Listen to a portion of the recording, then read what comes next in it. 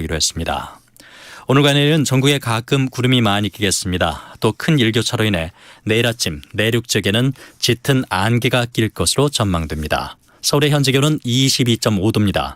KBS 제1라디오 4시 경제뉴스, 지금까지 아나운서 박노원이었습니다. KBS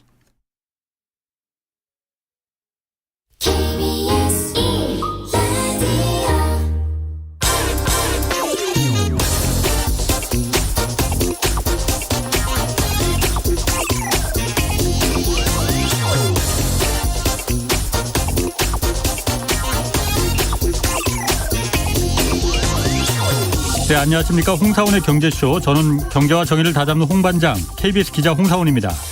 오늘 미국 소비자 물가 상승률 발표됐습니다. 예상했던 것보다 희망했던 것보다 이렇게 내려가지 않았습니다. 그리고 영국 파운드화와 이 국채 위기 상황, 지금 한치 앞을 내다볼 수 없는 상황입니다. 오늘 그래서 국내외 경제 상황 자세히 분석해 보겠습니다. 그리고 이 청취율 조사 기간이지 않습니까? 요즘. 그래서 홍사원의 경제쇼 선물 이벤트 하고 있는데 오늘 마지막 시간입니다. 주변의 지인 누구에게 홍사원의 경제쇼 한번 들어보세요. 이거 좋습니다. 이렇게 얘기했다는 확인 문자 보내주시면은 10분 추첨해서 커피 쿠폰 2매 보내드리겠습니다. 확인 문자는 짧은 문자 50원, 긴 문자 100원이 드는 샵 9730으로 보내주시면 됩니다. 이거 예감이 어째 좋습니다. 이거 혹시 1등하는 거 아닌가 모르겠습니다. 자, 홍사원의 경제쇼 출발하겠습니다. 유튜브 오늘도 함께 갑시다.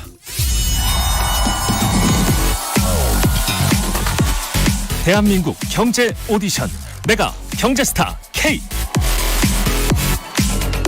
여러분, 경제가 어려워서 힘드시죠? 그래서 준비했습니다. 대한민국 경제 오디션 메가 경제스타 K. 힘든 경제 상황을 이겨낸 감동 스토리, 우리 가정의 특별한 경제 공부법, 슬기로운 투자 아이디어, 경제와 관련된 이야기라면 모두 환영합니다. 총 상금 6천만 원을 준비했습니다. 여러분의 많은 참여 기다립니다. 이 프로그램은 당신의 투자의 길을 춤추게 하는 새로운 투자 플랫폼 탱고픽에서 함께합니다. 네, 내가 경제스타 K 12월 9일까지 사연을 받고 있습니다. 홍사원의 경제쇼 홈페이지에 사연 올려주시면 됩니다. 자, 오늘 국내 경제 상황 분석해 보겠습니다. 박소연 신영증권 투자전략부장 나오셨습니다. 안녕하세요. 네, 안녕하십니까. 지난번에 제가 나오셨을 때 정말 인사이트가 대단하신 분이다.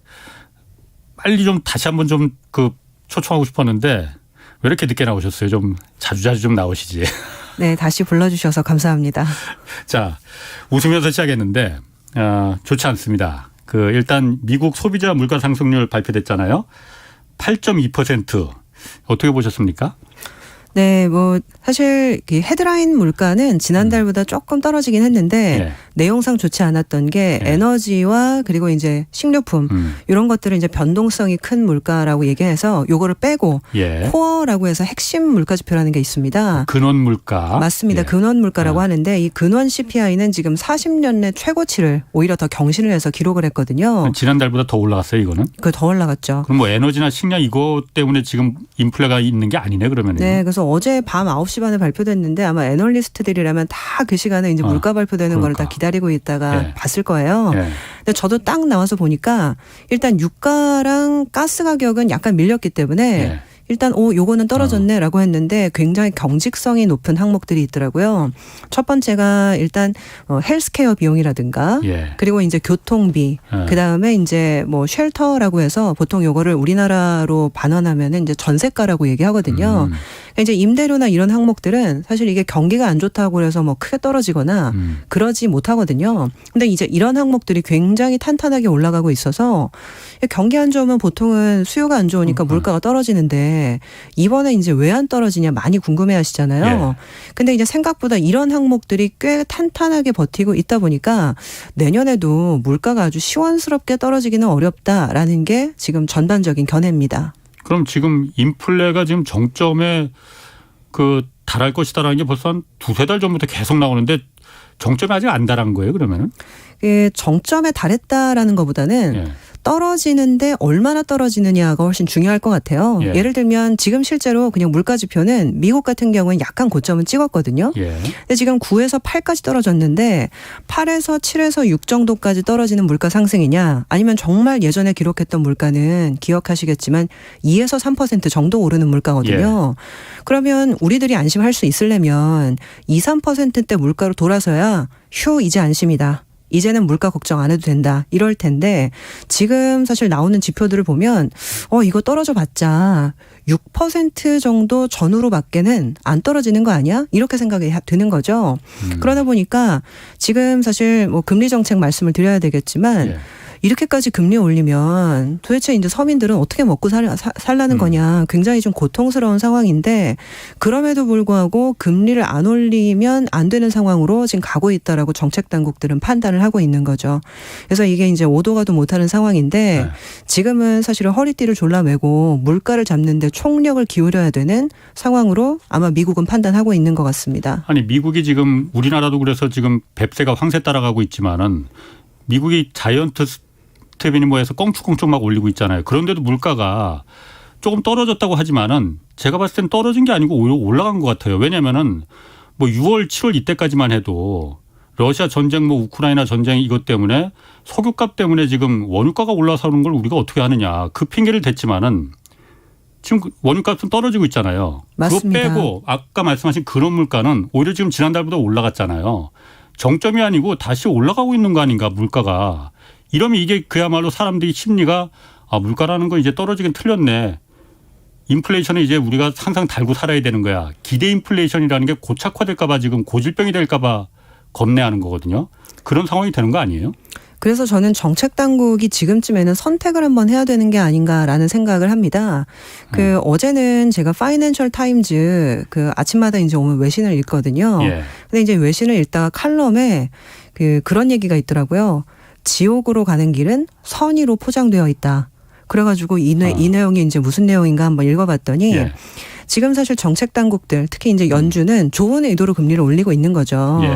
이게 사실 인플레이션이라는 건 역진세적인 성격이 있다고 하거든요.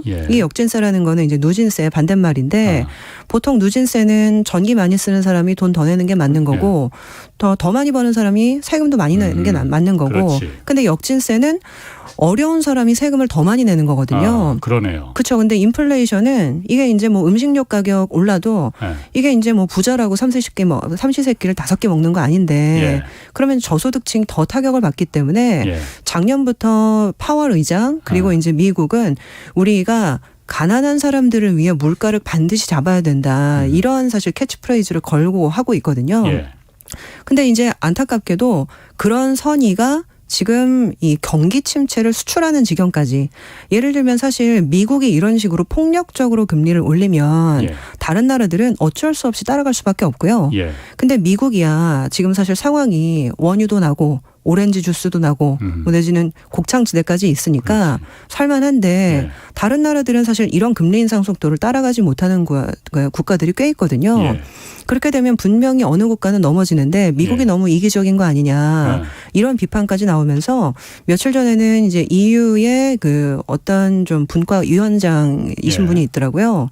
이게 지금 뭐 2011년도 이제 그리스가 재정위기로 굉장히 어려웠는데 아니 이거 미국은 너무하는 거 아니냐. 다른 나라들 다 그리스 만들려고 지금 작정을 한 거다 하면서 노발대발 발언을 하더라고요. 그래서 이제 어떻게 보면 방금 이제 지적하셨지만 올해 내내 이렇게 금리를 올렸는데도 물가가 안 잡힙니다. 그러면 이걸 정책으로 내지는 통화 정책으로 잡을 수 없다라는 거를 이제 인정을 좀 해야 되는 상황들로 가는 거 아닌가. 근데 그러면은 통화 정책 아니면 물가를 어떻게 잡지? 라고 생각을 하실 수 있거든요.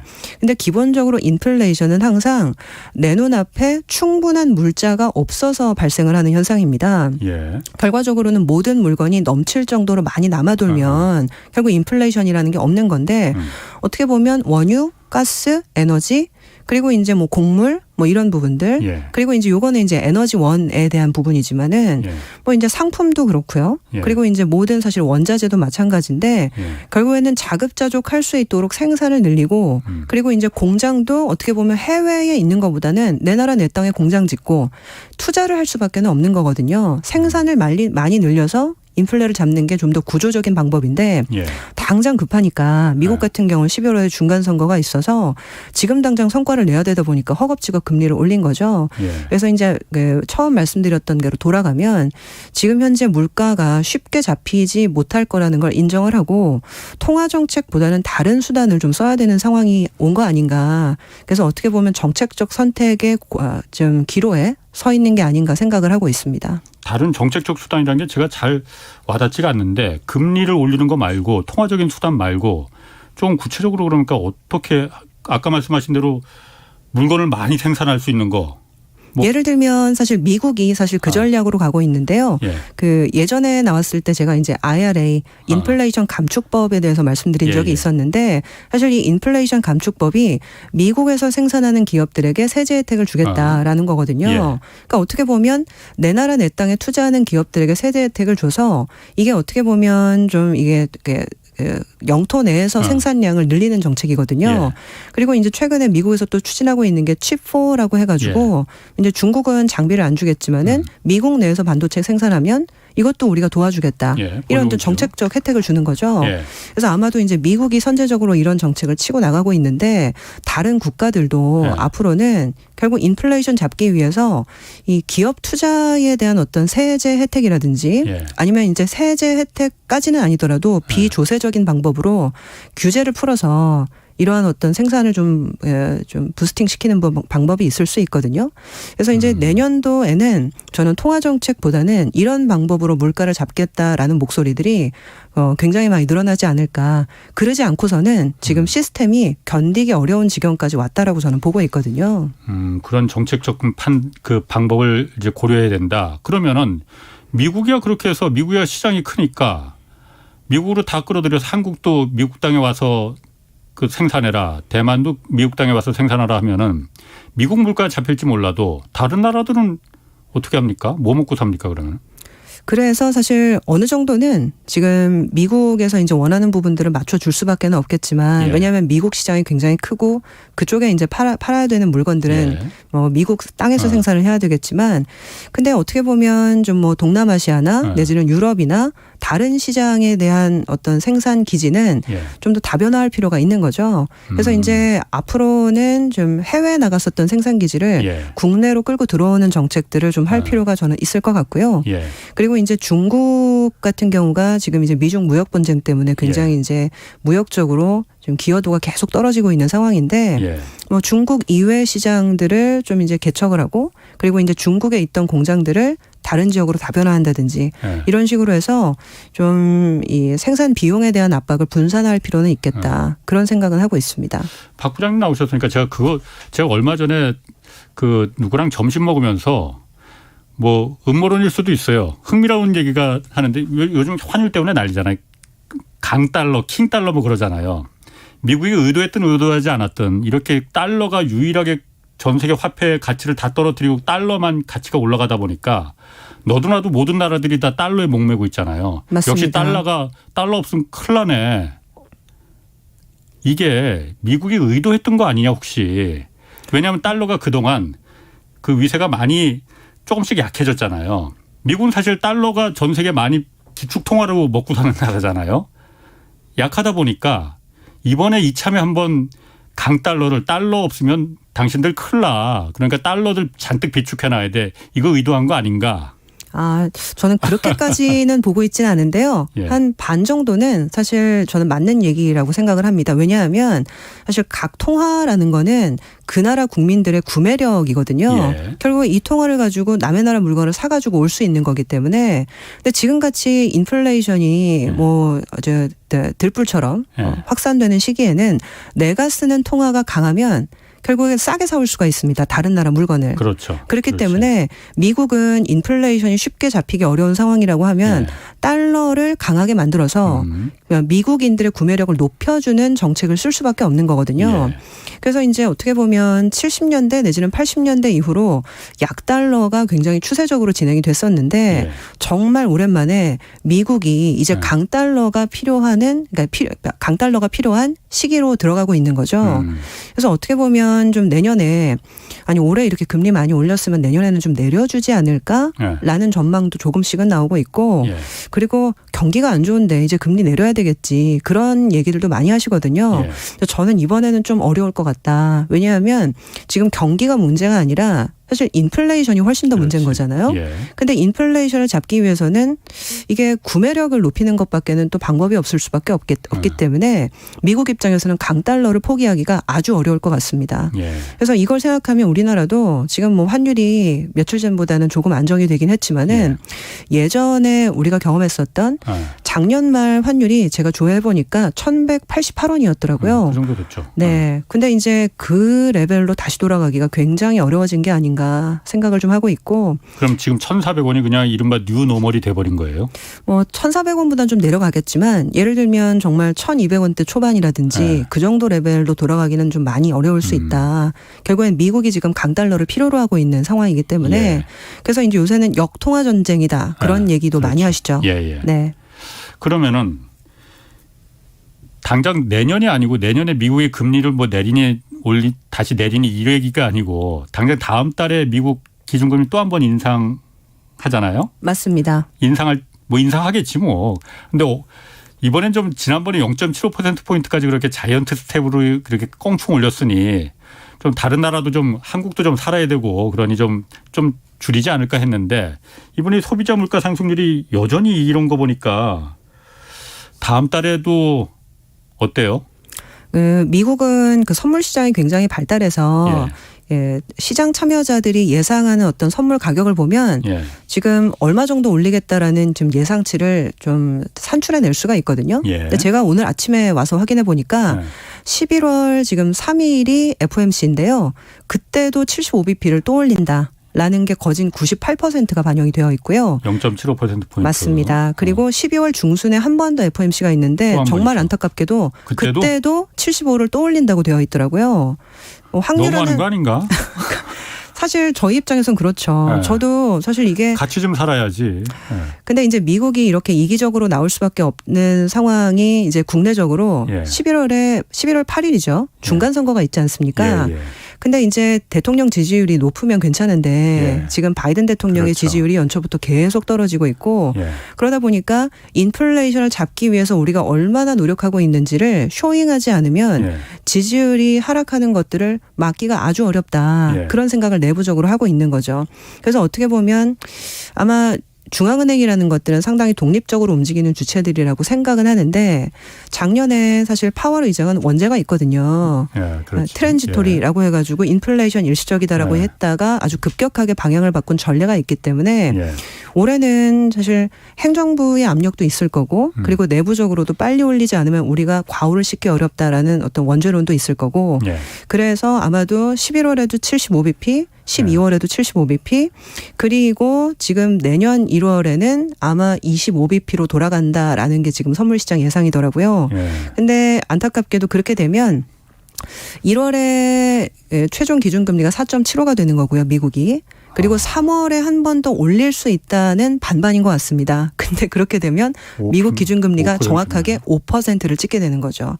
근데 기준금리가 5%라고 하면 사실 가상금리 이것저것 생각하면 아마도 미국 30년 모기지 금리가 현재 한 6.8 정도거든요. 그러니까 이제 집 사면 미국 사람들은 한 6.8 정도의 대출 금리를 받아야 된다는 얘기인데 아마 그때쯤 되면 7%는 훨씬 더 넘어가 있을 텐데 집값이 많이 떨어지지 않을까? 뭐 그런 얘기들을 좀 하고 있는 건데 이게 안타깝게도 예전에는 집값 떨어지면 그 보통 이제 케인지안 경제학에서는 정부가 시장의 손에 맡겨두지 말고 적극적으로 선제적으로 개입을 해야 된다 이렇게 얘기하잖아요.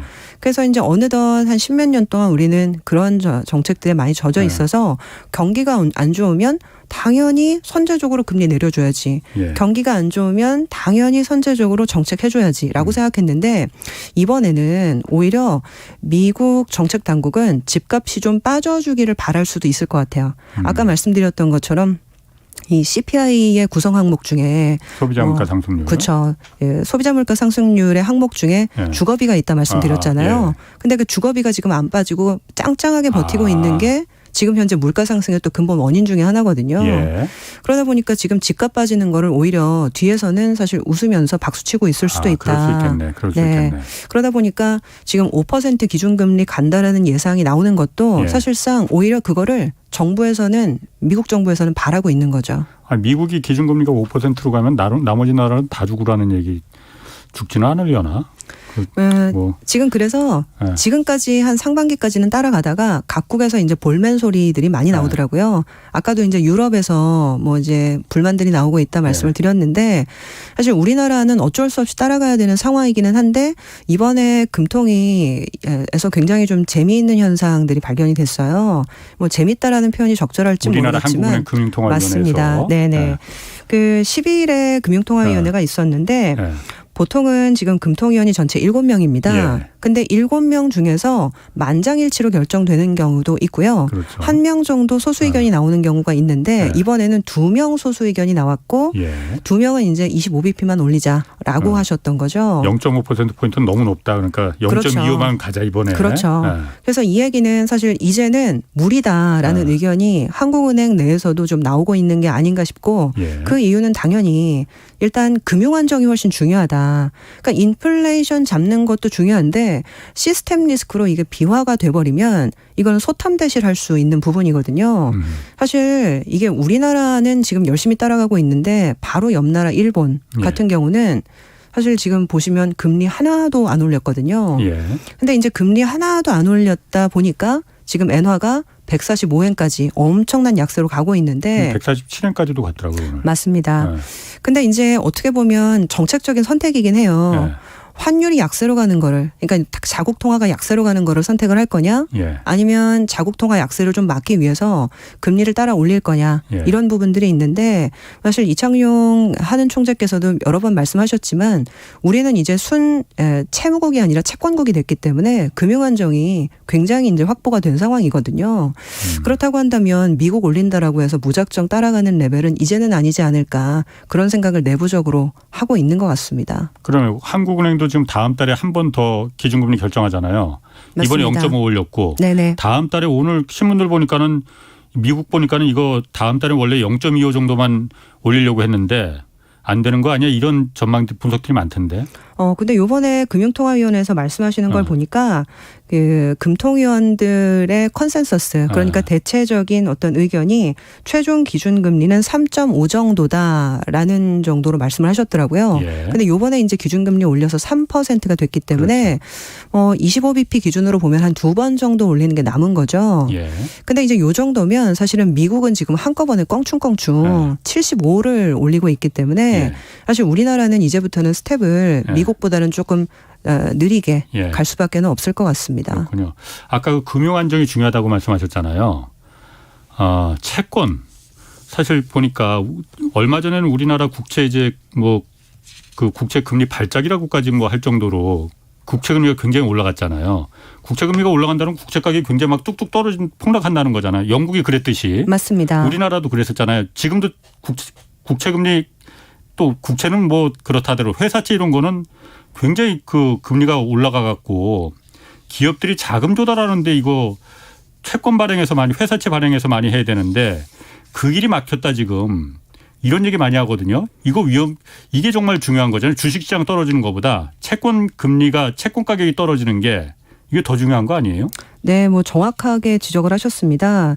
사실 이게 1차적으로는 채권 금리가 오른다라는 거는 채권 가격이 하락한다는 거라서 채권 거래하는 사람들의 손실이 크다 뭐 이런 부분도 있는데 사실 가장 중요한 거는 거시경제에 미칠 파급 영향이거든요. 그러니까 채권을 발행해서 자금을 새로 조달을 해야 되거나 아니면 이제 기존에 빌렸던 자금을 다시 새로 채권을 발행해서 차환을 하는 것들 예.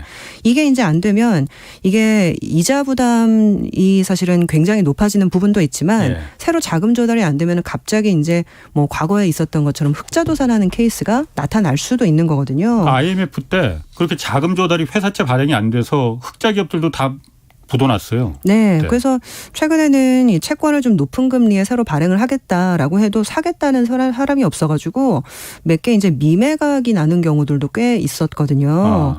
그래서 이제 저는 좀 현재 높은 그러니까 현재 이제 높은 금리 수준 내년까지 유지가 되면 예. 이거는 작든 크든 문제가 발생할 수밖에 없는 거 아니냐 그런 좀 우려감이 있기는 합니다. 아니 그런데 지금 회사채가 지금 뭐 요즘 보면 아주 우량한 기업들 예를 들어서 한국전력 같은 데도 5% 이렇게 채권 금리를 해야만이 그게 팔린다고 하더라고요. 그리고 나머지 뭐 조금 작은 중소기업이나 이름 없는 기업들 같은 경우는 뭐 10%로 훨씬 넘어간다는데 그 정도 이자를 줘가면서 그 회사채를 발행해서 이자 돈이나 갚을 수 있겠느냐. 더군다나 앞으로 경기 침체가 온다는데 그러면은 그냥 자금이 조달을 못 받는다는 거 아니에요. 그럼 그 도산하거나 부도내거나 그러면은 심지어는 더군다나 지금 증권사나 보험사 같은 데서 그 부동산 PF에 몰린 돈이 엄청 많은데 그건 아직 지금 부실이 시작도 안 됐잖아요. 그리고 그게 앞으로 큰 뇌관이 될 거다 이 얘기들 많이 하거든요. 맞습니다. 그래서 사실 이 증환펀드, 채환펀드 얘기가 굉장히 많이 나오는데요. 사실 증환펀드보다 채환펀드의 좀 투입이 굉장히 급한 상황이에요. 채환펀드라는 건 채권안정펀드, 네, 증환펀드는 증시안정펀드. 맞습니다. 이제 요새 다 줄임말로 얘기를 하다 보니까 저도 예. 이제 줄임말이 입에 붙었는데요. 예. 채권안정 펀드라고 보시면 됩니다. 예. 근데 이제 이 증환펀드 같은 경우에는 지금 10월 중에 투입 방식이 확정될 예정인데 예. 아직은 지금 정해진 거는 없다라는 게 공식 입장인 것 같고요. 예. 근데 이제 채권 시장이 사실 훨씬 더 중요하기 때문에 예. 어제부터 이제 다시 매입을 시작하겠다라고 얘기를 하셨더라고요. 그건 어떻게 작동이 되는 거예요? 채권안정펀드라는 거는 일단 펀드는 누가 주체가 돼서 모집을 하는 거예요? 일단은 뭐 정부에서 이제 기관을 지정해서 그리고 예. 이제 2020년 3월 달에 이제 코로나 때 예. 이미 그 채권안정기금 펀드를 조성을 했었어요. 그 당시 이제 규모가 한 20조 정도 했는데 그때 사고 사실은 남았던 자금들이 좀 있습니다. 아하. 그래서 이제 예. 그 자금들을 지금 추가적으로 투입한다라고 얘기를 했고요. 투입한다는 거는 그 개념을 제가 잘 몰라서 그러는데 시중에 회사채나 이런 때가 이제 기업들이 잘 안 팔리니까 네네. 그럼 그 채권안정 펀드로다 그 회사채들을 사준다는 겁니까 그러면은? 저도 구체적인 메커니즘은 정확하게는 사실 모르고 있는데 예. 일단 첫 번째는 만약에라도 지금 이번 4분기만 해도 예. 지금 차환 발행을 해야 되는 규모가 뭐 한 10조 이상이다라는 얘기가 있거든요. 예. 근데 만약에 차환 발행을 해야 되는데 차환이 안 되면 큰일이잖아요. 예, 예. 그러면은 그런 것들을 일단 받아주는 것이 하나의 역할일 수 있고요. 그리고 이제 차환 발행을 하는 것들 이상으로 아까 방금 한전채 얘기를 하셨는데요. 한국전력 채권이 사실 지금 시장에 거의 쏟아지고 있는 상황이거든요. 예. 근데 이게 어떻게 보면 교란 현상을 일으키는 게 채권이라는 건 아시겠지만 순서가 보통 있습니다. 한국전력 채권은 사실은 한국전력이라는 회사가 발행하는 채권이긴 하지만 예. 사실상 정부가 보증하는 국채와 똑같은 신용도를 갖고 있는 채권이거든요. 예. 그래서 통상은 한국전력 채권이 똑같은 신용도라고 하면 금리가 좀 낮아야 되고 그다음에 어떻게 보면 은행채 그리고 이제 여전채, 그다음에 회사채, A 뭐 내지는 뭐 트리플 B 예. 이런 식으로 순서가 있는데 등급이. 그렇죠. 근데 이제 한국전력이 엄청나게 발행 물량이 쏟아져서 금리가 엄청나게 올라가다 보니까 예. 사실 그 위에 있는 사실은 기업들이나 내지는 그 채권물들은 지금은 자동으로 올라가는 거구나. 예, 뭔가 이제 문제가 있어가지고 올라가는 게 아니라 예. 그 사실 스프레드나 순서 같은 것들이 있는데 한국전력 채권이 너무 많이 올라가니까 그냥 밀려서 따라 예. 올라가는 거거든요. 자동으로. 그렇죠. 예, 이런 것들은 사실은 상환 능력에 대한 문제라고 하기보다 시장의 작동 메커니즘에 문제가 있는 거기 때문에 예. 이런 부분들은 정부에서 자금을 투입해서 교정을 해주면 안정이 예. 되는 거거든요. 그래서 최근에 영국에서도 예. 지금 한 2주 정도 다시 이제 국고채를 사주겠다라고 얘기를 해가지고 영란은행이 자금 투입을 하겠다고 했는데 이게 사실은 똑같은 방식이라고 생각하시면 돼요. 물론 이제 뭘 살 거냐 아니면 예. 이제 어떻게 살 거냐 이런 좀 방식은 틀릴 수 있겠지만 예. 이거는 이제 실제 이제 회사가 갚을 능력이 없느냐의 문제라고 하기보다는 너무나 빨리 금리가 올라가고 채권 시장의 유동성이 말라서 예. 차환이 안 되는 문제들이기 때문에 네. 시장을 빠르게 정상화시키는 게 훨씬 더 중요하다라는 생각에서 지금 나오고 있는 정책입니다. 그렇군요. 영국 얘기하셨으니까 영국은 지금 어떻습니까? 원래 그 지지난주에 한번 감세한다고 했다가 그 리즈 총리가 맞습니다. 그래서 지금 굉장히 곤혹스러웠었잖아요. 그런데 그게 지금 잠깐 좀 봉합된 거는 영국 중앙은행이 정부가 발행하는 채권이나 국채가 지금 막 완전히 헐값이 막 무슨값이 돼버리니까 그걸 다 매입을 해주겠다. 우리가 중앙은행이 사주겠다. 그게 바로 양적 완화. 돈 풀어서 사주는 거잖아요. 거꾸로 가고 있는 거잖아요. 근데 이걸 계속할 수는 없을 테니까 영국 현지 시간으로 오늘 14일까지 그걸 사주겠다고 했었어요. 맞습니다. 오늘 이제 끝나는 거고요. 네. 근데 이제 끝난다고 하니까 이제 아우성이 났어요. 이거 이제 매입 끝나면 이제 우리 다시 죽는다. 이게 2주 만에 해결될 일이 아닌데 이렇게 빨리 끝내면 어떡하냐. 예. 근데 이제 중요한 게 영란은행 입장에서도 이게 좀 할 말은 있는 게 예. 인플레이션 잡아야 돼서 금리를 빨리 올려야 되는데 예. 다시 돈을 풀었으니까 사실 이게 입이 10개라도 할 말이 없는 거거든요. 그렇죠. 그리고 예. 이것 때문에 인플레가 다시 불붙듯이 일어나면 예. 이것도 문제가 되는 거고 예. 그래서 일단은 2주만 해주고 끝내겠다라고 얘기를 했고요. 그래서 이제 금리 정책이나 내지는 통화 정책으로 어떻게 해보려는 것들은 이제 없고 예.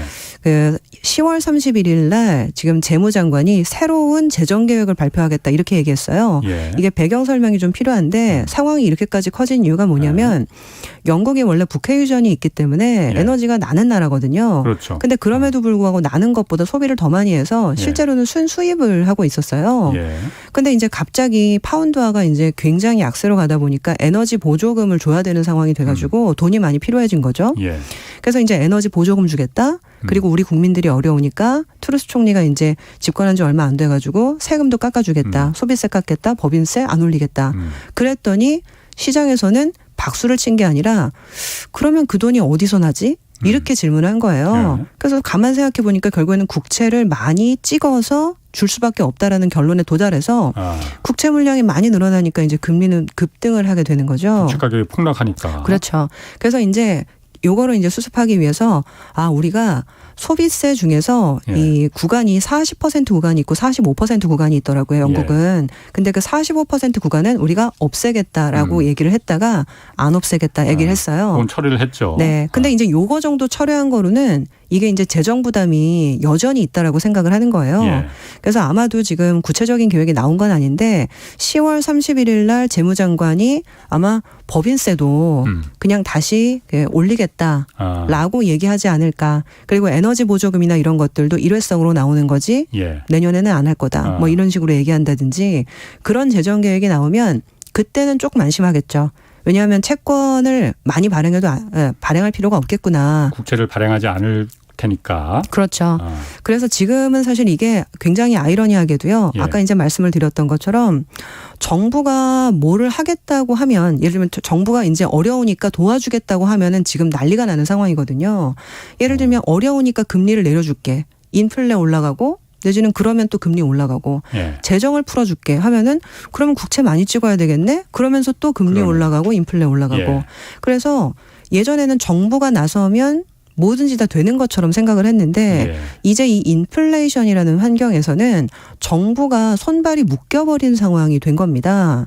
그래서 저는 사실 이번 시장이 좀 굉장히 다들 어렵다고 느끼실 텐데 예. 왜 어려운가. 근데 가장 본질적으로 인플레이션 때문에 어려운 것들도 있는데 인플레이션 때문에 정부가 뭔가 할 수가 없는 상황인 거예요. 그래서 예전에는 시장이 많이 떨어지면 V자 반등 하는 경우도 많았고 그래서 오히려 많이 떨어질 때 정말 용감하게 바닥에서 사고 이런 것들이 굉장히 통하는 장세였는데 예. 지금은 사실 그런 것들이 굉장히 어려워진 게 아닌가. 그래서 요 부분은 좀 이게 투자를 하실 때 전반적으로 좀 새겨들어 이렇게 갖고 가셔야 될 지금 상황인 것 같습니다. 아니 그런데 박 부장님 말씀하시는 게 영국 같은 경우에 정부가 뭘 해주려고 그러니까 에너지 전기값도 오르고 그러니까 서민들이 어려우니까 인플레 시기에 서민들한테 좀 도와주려고 도와주겠다. 그런데 재원은 우리가 그냥 국채를 찍을게. 다른 거 말고. 그리고 기업들도 낙수 효과 좀 해. 그러니까 우리가 법인세 깎아줄게. 이렇게 한 거잖아요. 맞습니다. 이러니까는 정부가 무슨 일을 하니까는 이게 불에 기름을 부었다는 건데 반대로 미국 같은 경우에는 그 재원을 그래서 자, 돈 많이 벌었던 그 부자 기업들 그리고 부유층 당신들이 이번에는 좀 희생 좀 하소. 인플레는 서민들이 다 죽어나가니 다 같이 살아야 되니 당신들이 좀 우리가 불만이 있더라도 좀 세금을 좀 더 걷겠다. 이렇게 하면 정부가 그 역할을 하면 되는 거 아니에요? 맞습니다. 그래서 지금 바이든 정부 같은 경우에는 예. 인플레이션 때문은 아닌데 작년부터 지금 이제 부유층 지금 증세를 했고요. 예. 그리고 요번에 이제 IRA 그 정책을 할 때도요. 그때 이제 기업들이 자사주 매입을 하면은 전체 금액의 1%는 세금을 내도록 하겠다. 예. 요것도 지금 들어갔고 예. 사실 미국은 요번에 이제 정책을 하면서 증세안을 같이 진행을 하고 있습니다. 네. 그래서 제가 보기에는 이게 이제 기업들을 유치해야 되면 사실 감세를 해야 되는 게 맞는데 지금 전 세계적인 트렌드는 코로나 때 돈을 너무 많이 썼기 때문에 재정이 없는 상태거든요. 그래서 금리가 더 올라가는 거를 막기 위해서라도 어느 정도의 증세는 경기가 안 좋지만 해야 되는 상황으로 지금 가고 있다 보시면 됩니다. 그리고 내가 조금 전에 들으면서 좀 궁금한 게 이게 제가 모르는 게 너무 많아서 미안합니다. 아닙니다. 네, 저도 많이 몰라요. 영국이 예를 들어서 영국이 국채를 우리가 많이 찍어서 그러다가 어려운 사람들 도와줄게. 전기요금도 좀 우리가 내주고 보조금 주고 이렇게 해서 국채 가격이 폭락했잖아요. 국채 가격이 폭락하면은 안 되는 겁니까? 무슨 문제가 생기는 거죠? 국채 가격이 폭락을 하면 사실 금리가 급등을 한다라는 문제가 있는 거죠. 국채 금리가. 그렇죠. 국채 금리가. 예를 들면 우리나라는 주택 대출 받으실 때요. 고정금리 대출보다는 변동금리 대출의 비중이 훨씬 많지 않습니까? 그렇죠. 제가 기억하기로 80% 가까이 되는 거로 알고 있는데요. 근데 미국은 2008년도에 리만 파산 때 모기지 버블을 너무 크게 겪어서 그 다음에는 고정금리 대출이 80%라고 하더라고요. 다 바꿨어요. 근데 영국 같은 경우에는 지금 우리나라와 비슷하게 변동금리 대출이 거의 80%입니다. 그러다 보니까 사실 영국 같은 경우는 지금 금리가 올라가게 되면 부동산 문제랑 같이 얽혀지는 게 우리나라랑 굉장히 비슷한 거거든요. 그러다 보니까 이제 국채 가격이 폭락을 하는데 금리가 올라가면서 이게 실물 경기를 건드리는 어떻게 보면 우리나라와 굉장히 좀 비슷한 상황일 수도 있어요. 우리나라도 그렇구나. 최근에 한 4, 5년간 부동산 가격이 너무 많이 올라가지고 문제가 됐는데 이게 사실 어느 정도 안정화는 필요한데 급격하게 떨어지게 되면 이게 또 시스템 리스크가 되는 거니까요. 그래서 이제 서서히 안정시켜야 되는 부분인데 지금 영국 부동산 가격이 급랭을 하고 있다는 얘기가 많이 들리고 있거든요. 그래서 영국에서도 이제 어떻게 보면 금리가 너무 올라가는 거는 문제가 있는데 또 너무 떨어지는 것도 인플레 좀 부추길까 봐 문제고 지금 사실 우리하고 비슷한 상태군요, 영국이. 곤란한 상태인 거죠, 지금. 제가 그 질문을 왜 드렸냐면은 제가 신문기사 이렇게 주섬주섬 읽다 보니까는 영국의 국채가 많이 폭락하면은 영국의 국채를 많이 갖고 있는 그 국민연금이나 그런 연금 기관들이 네, 국채를 많이 갖고 있는데 그게 폭락하면은 그 손해를 보니까 그런다는 거예요. 그래서 제 단순한 생각에는 국채라는 건 어차피 만기 때까지 고정된 이자를 받는 거잖아요. 그럼 만기 때까지는 계속 갖고 있으면 되지. 그걸 뭘 폭락하든 말든 무슨 상관이지? 그 생각이 들거든요. 그거를 조금 자세하게 설명을 해드릴게요. 예를 들면 대부분 이제 보험사나 사실은 연기금은 제가 이제 퇴직을 하면 그거를 이제 줘야 되잖아요. 그러니까 그렇지. 어떻게 보면 퇴직 부채라는 걸 갖고 있게 되는데 중요한 건 그거를 그냥 딱딱 만기에 맞춰가지고 지금 20년짜리 국채, 30년짜리 국채를 보유하면 괜찮은데 중요한 거는 영국과 유럽은 지금 거의 7년째 거의 초저금리 그리고 유럽은 마이너스 금리 그러다 보니까 실질적으로 채권을 보유했을 때 뭔가 그 자금을 좀 불릴 수 있는 수단이 없었던 겁니다. 그래서 이게 안타까운데 레버리지를 꽤 많이 썼다고 하더라고요. 그래서 지금 평균적인 레버리지 비율이 놀랍게도 4배. 그리고 최대 많이 썼던 기업들은 7배까지 썼다라는 얘기가 있더라고요. 뭘 담보로? 채권을 채권을 담보로 어떻게 보면 채권을 담보로 채권을 더 사는 거죠. 근데 그렇게 되면 이제 뭐 채권을 담보로 채권을 더 사는 경우도 있고 예. 스왑이나 파생 상품을 통해서 이게 레버리지를 일으키는 어떤 그런 좀 특수적인 방법도 있는데요. 예. 어쨌거나 레버리지 비율이 4배였다는 건 굉장히 놀라운 부분이거든요. 그래서 어디 이제 보고서를 보다 보니까 하루에 그 금리 변동폭을 견딜 수 있는 게 한 60bp 그리고 예. 이제 3개월 동안 이제 견딜 수 있는 폭은 뭐 한 120bp 뭐 이런 식으로 계산이 되어 있는데 네.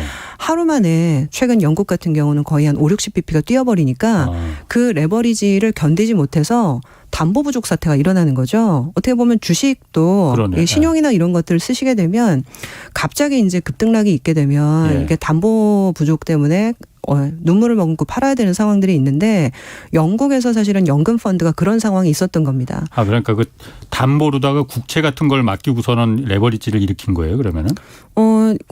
당연히 이제 국채가 담보가 될 수밖에 없는 게 네. 보통은 담보를 받을 때 위험한 자산은 담보를 받지 그렇지. 않습니다. 그리고 언제든 팔 수 있고 언제든 예. 유동화를 할 수 있는 좀 이제 그런 좀 뎁스가 있는 마켓이라고 하거든요. 굉장히 유동성이 풍부한. 예. 그래서 보통은 사실은 국채를 담보로 해가지고 이제 그런 어떤 레버리지를 일으킬 수 있는데. 근데 그 국채 가격이 폭락하니까 그렇죠. 담보 가격이 확 떨어진 거네. 그렇죠. 그러니까 담보를 잡은 은행 금융기관에서는 야 이거 더 이상 안 돼 더 떨어지면 은행에서 주식시장에서 반대 매매하듯이 맞습니다. 돈 더 내놓든지 아니면 이거 우리 강제로 다 팔아버릴래 이렇게 된 거군요. 그렇죠. 그래서 사실 그런 현상을 좀 사전에 막기 위해서는 예. 그런 관행들을 좀 감시 감독을 했었어야 되는데 예. 그런 게 사실 감시 감독이 잘 안 됐던 부분도 있을 거고 예. 그리고 이 정도로 사실은 금리 변동성이 있을 거라고는 생각조차 못했겠죠. 왜냐하면 지금 40년 만에 일어난 현상이기 때문에 예. 그래서 이제 정말 저도 사실 40대 중반인데 제가 태어나기 전에 일어났었던 교과서에서 있던 일이 이제 지금 벌어지고 있다 생각을 하면 이게 모든 사람들이 경험해보지 못했던 일들이거든요. 예. 그래서 이제 막 적응해 나가고 있는 그런 상황이 아닌가 그렇구나. 그런 생각합니다. 네. 40년 만에 자, 우리 주식시장으로 좀 다시 와 보면은 주식시장 지금 안 좋잖아요. 오늘은 좀 오르긴 올랐던데. 네, 그렇습니다. 이게 그래서 증권시장 안정화 펀드 아까 말씀하신 증안 펀드 이 얘기도 나오지만은 공매도 금지 얘기 한참 있었잖아요. 맞습니다. 그건 지금 쏙 들어갔어. 어떻게 된 거예요? 일단 좀 최근에 이복현 금융감독원장께서 국정감사에서 발언을 하셨더라고요. 예. 그래서 시장 상황이 급변하고 시장 참여자들의 심리 불안이 극대화돼 있는 상태라서 금융당국 입장에서는 어떠한 시장 안정 조치도 취할 수 있다. 그리고 심리적 불안으로 금융시장 쏠림이 심하면 공매도 금지 등 예외를 두지 않겠다. 이렇게 발언을 하셨더라고요. 그러다 보니까 이제 뭐 여의도 그리고 이제 주식 투자자들 상당히 이제 기대를 할 수 있는 상황인데 근데 이제 공매도가 다시 전면 금지가 되려면 2020년 이제 코로나 발발 당시 그때 이제 전면 금지를 했었었는데 그 정도의 좀 특수 상황이라는 게 있었어야 되거든요. 그리고 이제 그 특수 상황을 판단하는 것들은 어떻게 보면 좀 정책적 내지는 정무적인 상황이 있는 건데 제가 알고 있기로 요거는 이제 한두 명만의 의견으로 이제 뭐 결정이 될 수 있는 상황이 아니라 컨센서스가 만들어져야 되는데 아마 이제 지금 금융위원회 위원 9인의 전체 의결 사항인 걸로 알고 있습니다. 그러다 보니까 이제 9명이 전체 다 코로나만큼 위험한 상황이니까. 만장일치 되는 거예요? 과반수 다수결이 아니고? 저 그 부분은 제가 정확하게 확인을 못했는데요. 일단은 적어도 어느 정도의 컨센서스는 좀 있어야 된다는 거죠. 근데 이제 금융위원회 입장에서는 이게 공매도 전면 금지는 좀 어렵다라는 좀 입장을 갖고 계신 것 같더라고요. 글로벌 스탠다드가 일단은 아니다라는 부분들. 그리고 최근에 지금 공매도 전면 금지 같은 조치를 좀 이행하면 외국인들한테 한국 시장에 공매도까지 금지 안 하면 안 될 정도로 큰 문제 있어? 이런 좀 인상을 줄 수 있거든요. 한국 주식시장이 그 정도로 위험한 거야? 이런 그렇죠. 시그널을 줄 수 있다 이거죠. 그렇죠. 그리고 최근 지금 우리 정부가 장기적으로 MSCI 선진국 지수 편입을 추진을 하고 있거든요. 근데 이제 보통은 전면 공매도 금지 같은 것들은 이 선진국에서는 사실 하지 않는 좀 글로벌 스탠다드와는 반하는 조치입니다. 그러다 보니까 이런 정책을 좀 하는 것들은 조금 좀 신중해야 되지 않을까라는 컨센서스도 있는 것 같아요. 그래서 일단 논의 중인 걸로 알고 있고, 근데 사실 뭐 쉽지는 않은 상황일 수 있다. 그렇게 MSCI 선진국 지수에 이제 들어가겠다고 하는 거는 물론 거기에 조건이 공매도 같은 거 금지시키고 그러면은 그런 선진국 지수에는 들어올 수 없어 이렇게 조건이 돼 있긴 돼 있더라고요. 그런데 우리가 뭐 이걸 공매도를 영구히 천년만년 금지하겠다는 것도 아니고 지금 상황이 워낙 안 좋으니 미국이 저렇게 금리 껑충껑충 올리고 그러니 한시적으로만 좀 몇 개 종목에 한해서 이제 좀 금지를 시키자 이거잖아요. 근데 지금 얘기 들어보니까는 가능성 별로 없을 것 같은데 그럼 왜 이 얘기를 자꾸 가능성도 없는 얘기를 자꾸 하는 거예요? 금융감독원은 왜 이복현 그 위원장은 왜 원장은 자꾸 얘기하고 왜 자꾸 연기만 피우는 거지? 근데 뭐 일부 종목 같은 경우에는 예. 진짜 이런 얘기가 나올 수밖에 없을 것 같다라는 생각을 할 정도로 많이 빠졌더라고요. 예. 그 사실 카카오 그리고 네이버가 예. 개인 투자자들 많이 샀던 대표 종목인데 예. 지금 YTD 수익률 그러니까 이제 연초 이후의 수익률을 보니까 예. 마이너스 한 54% 정도 예. 거의 사실은 50% 넘게 빠졌더라고요. 예. 어떻게 보면 이제 대표 종목들의 이제 그러니까 대표 종목들의 주가가 그 정도 빠진 상황이라고 하면 예. 사실상은 이게 이제 뭐 단순하게 손해를 많이 봤다 이런 문제가 아니라 예. 우리 어떤 대외 좀 신인도 예. 그리고 좀 여러 가지 이제 측면에서 문제가 될 수 있기 때문에 고려를 해야 된다라는 정도로 지금 뭐 얘기가 되고 있다라고는 알고 있습니다. 예. 지금 뭐 카카오나 네이버도 그렇지만은 삼성전자도 많이 내려갔잖아요. 맞습니다. 근데 지금 삼성전자하고 그 SK 하이닉스 같은 경우에 그건 어떻습니까? 지금 그 미국에서 중국에 있는 반도체 기업 장비 이거 제재하겠다고 했잖아요. 물론 중국에 우리 삼성전자와 SK 하이닉스 공장이 있습니다. 근데 여기는 1년간 그 제재를 좀 유예시켜 준다고 했더라고요. 맞습니다. 이게 그러면 삼성전자나 SK 하이닉스 이쪽에는 득이 되는 겁니까? 실이 되는 겁니까? 지금 입장에서는 사실 장기적으로는 당연히 저희는 득이라고 그렇죠. 생각을 하고 있고요. 예. 결국에는 이제 중국이 어떻게 보면 이제 그 고난이도의 어떤 기술을 득하는 것들을 예. 좀 사전적으로 차단하는 효과가 있기 때문에 예. 삼성전자, 하이닉스 입장에서는 상당한 좀 우호적인 조치라고 보고 있고 예. 단기적으로 걱정했던 거는 중국에 공장이 있는데 예. 이 공장이 좀 무위로 돌아가는 거 아니냐 그런 우려들이 있었던 것 같아요. 예. 근데 일단 지금 1년 연장을 해주겠다라고 예. 얘기를 했고 근데 이게 1년 연장이지만 또 이제 1년 후에 1년 추가 연장을 할 수 있는 부분도 분명히 있거든요. 예. 그래서 뭐 당분간은 사실 그렇게 우려하실 필요까지는 없을 것 같고 예. 지금은 기본적으로 이제 업황이 훨씬 더 좀 중요한 변수가 아닌가 보고 있습니다. 그럼 그 중국에는 그 YMTC 뭐 이런 그 양지 메모리 그 기업 같은 게 이게 지금 바짝 지금 메모리 우리가 반도체 메모리 시장은 거의 한 독점적으로 그 차지하고 있었는데 여기가 지금 바짝 따라오고 있다고 하는 거잖아요. 맞습니다. 이 추격이 그럼 이번에 그러니까 늦출 수 있으니 그러니까 삼성전자나 SK 입장에서는 이번 조치가 오히려 득이 될 거다 장기적으로 이렇게 보시는 거고. 네, 그렇습니다. 근데 이제 아마 그 YMTC 같은 경우가 지금 중국 로컬 브랜드들이 몇 개 있거든요. 예. 뭐 샤오미도 있고 오포도 있고 비보도 있고 이런 회사들이 전부 다 스마트폰 만드는 회사들이거든요.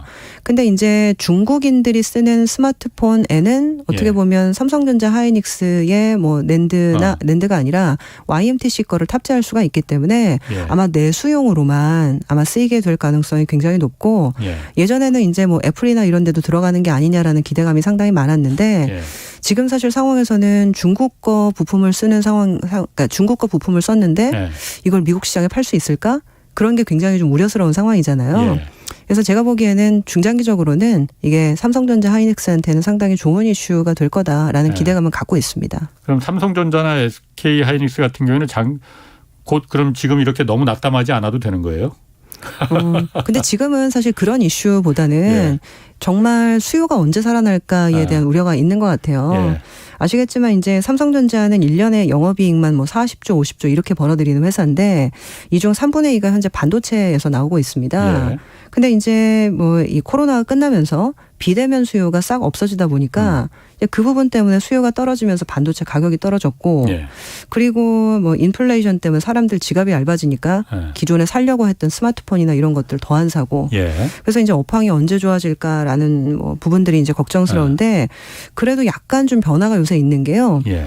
감산을 발표하는 반도체 기업들이 좀 많이 늘었습니다. 이게 감산이 이게 이제 가격이 많이 떨어지면서 재고가 많이 쌓여 있었는데 예. 생산을 줄이게 되면 예. 기본적으로 공급이 줄어드니까 예. 가격이 더 이상 떨어지지 않거나 반등하는 효과들이 있거든요. 예. 물론 이 감산이라는 거는 굉장히 어렵기 때문에 감산을 하는 거긴 하지만 예. 지금 마이크론이 지금 감산을 해야 되겠다라는 얘기를 했었고 예. 그리고 일본의 이제 키옥시아도 최근 감산 카드를 꺼냈었습니다. 예. 그래서 이제 경쟁업체들이 감산을 하면서 우리 삼성전자 하이닉스 같은 경우는 지금 공식적으로 그런 얘기는 안 하고 있지만 예. 현재 전체 업황에서 좀 변화가 있는 거는 좀 나오고 있어서 내년 뭐 지금 봄바람 불 때쯤 정도에는 좀 반등을 할 수 있지 않을까 기대를 많이 하고 있습니다. 제가 얼마 전에 어떤 분이 나오셔서 그런 얘기를 했더라. 메모리 반도체 같은 경우에는 24시간 공장을 계속 돌려서 메모리 반도체를 계속 생산해야 되기 때문에 감산이 불가능하다. 감산하는 양이 굉장히 좁을 수밖에 없다. 그래서 사이클이 있는 거고 TSMC 같은 파운드리 비메모리는 주문받아서 그때 생산하는 거라서 이 생산량을 조절할 수 있다. 그래서 탄력적이다라고 말했거든요. 근데 지금 감산이 가능한가 보죠. 메모리 반도체도. 삼성이 어쨌든 주력이 메모리잖아요. 제가 뭐 IT 애널리스트가 아니라 정확하게 답변을 못 드리는데 근데 사실 맞아요. 24시간 계속 돌아가는 3교대 체제인데 그럼에도 불구하고 감산을 한다라는 거는 그만큼 사실 한 번 라인을 끄면 다시 재가동할 때까지 시간이 많이 걸리기 때문에 그 감산을 어렵지만 하게 되면 효과는 굉장히 큰 거죠. 네, 그렇게 이해해 주시면 될 것 같습니다. 그렇군요. 정확히는 모르시는 것 같은데. 네, 저는 거기까지만 말씀드리겠습니다. 예. 네. 자, 커피 쿠폰 당첨자는 홍사원의 경제쇼 홈페이지에서 확인하시면 됩니다. 오늘 유튜브 댓글에 박소연 부장님 목소리 톤이 참 너무나 좋으시다고 그리고 설명을 어쩜 저렇게 그냥 잘해 주시냐고 칭찬이 자자합니다. 앞으로 자주 좀 모시겠습니다. 네, 감사합니다. 자, 박소연 신영증권 투자전략부장이었습니다. 고맙습니다. 감사합니다. 내일 오전 11시는 유튜브로 경제쇼 플러스 업로드됩니다. 이번 주에는 이종우 이코노미스트와 우리 주식시장의 특성, 주식이 정말 돈이 되는 건지 살펴보겠습니다. 자, 홍사원의 경제쇼였습니다. K 드라마 And the Oscar goes to Parasite. K 무비 K 팝